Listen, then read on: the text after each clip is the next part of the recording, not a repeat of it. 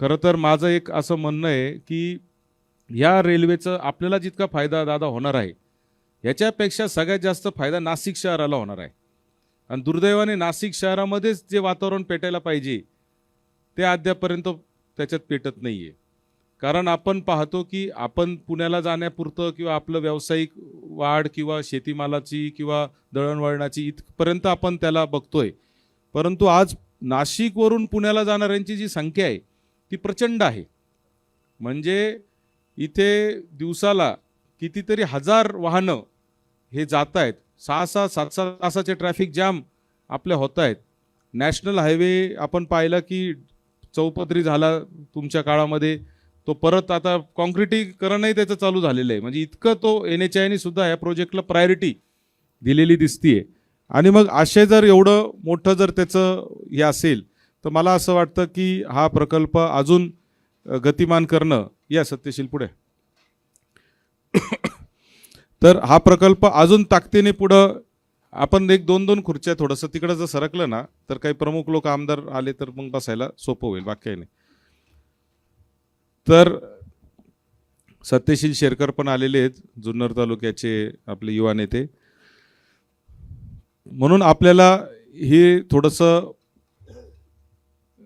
आंदोलन उभं करणं हे थोडं स्ट्रॅटेजिकली करावं लागतं. नुसतंच आपण म्हणलो म्हणून आंदोलन आणि नुसतंच आपण उभं केलं म्हणून आंदोलन असं होत नाही. आंदोलन हे हळूहळू आपल्याला उभं करावं लागेल. त्यातले जे निर्णय घेणारे जे लोक आहेत त्यांच्यावर नेमका कोणाचा प्रभाव पडू शकणार आहे तिथपर्यंत आपल्याला जावं लागणार आहे. आणि हा निर्णय आपल्याला भाग पाडायचा आहे. आजची ही जी बैठक आहे या बैठकीची इतिहासामध्ये नोंद होणार आहे. आता कोण आलं नाही आपण सगळ्यांना निमंत्रण दिलेलं आहे. 100% आमदार, 100% खासदार आणि 100% लोकप्रतिनिधींना निरोप आपण स्वतःही फोन केलेले आहेत, मी स्वतःही केलेला आहे.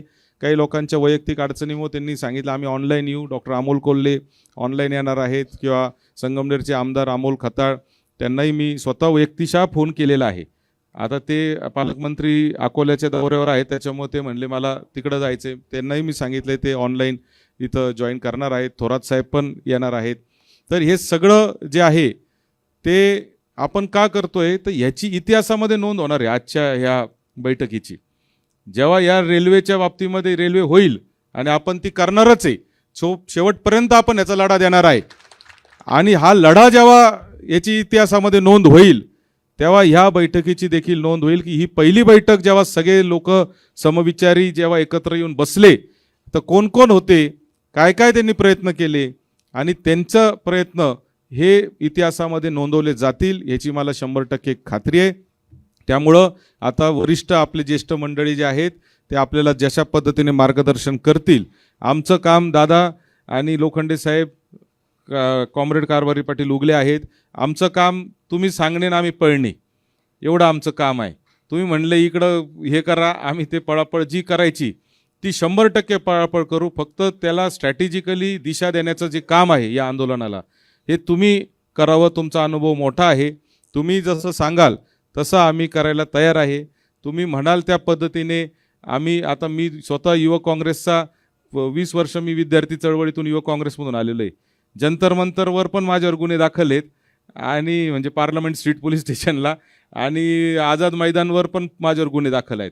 त्याच्यामुळे गुन्हे दाखल आणि ह्याला आपण कुठेही काही घाबरत नाही. उलट आंदोलन करणाऱ्या कार्यकर्त्यासाठी गुन्हे दाखल होणं म्हणजे मेडल असतं असं आम्ही कायम मानतो. त्याच्यामुळं आम्ही आता आणि राजकीय गुन्हे मागे घेतले जातात त्याची पण काही चिंता करायचं कारण नाही. दर 2-4 वर्षाला हे नाही काही नाही. कधी आली ती? नाही 2022-23 पर्यंत घेतलेले आहेत म्हणजे आता लेटेस्ट आली का? नाही पण तरी करून घेऊ साहेब आपण. तुम्ही आता जो म्हणले गोत नाही तरी निम्मे काय. आता जोकासू STP या अत्याधुनिक जॅपनीज तंत्रज्ञानाने सुसज्ज, quick installation, energy efficient, noiseless blowers, low maintenance या आणि अशा वैशिष्ट्यांनी परिपूर्ण जोकासू STP तंत्रज्ञान प्रकल्प उभारणीपासून ते विक्री पश्चात समाधानकारक सेवा देणारी, भारताबरोबरच परदेशात देखील प्रकल्पांची यशस्वी उभारणी करणारी company Deccan water treatment private limited.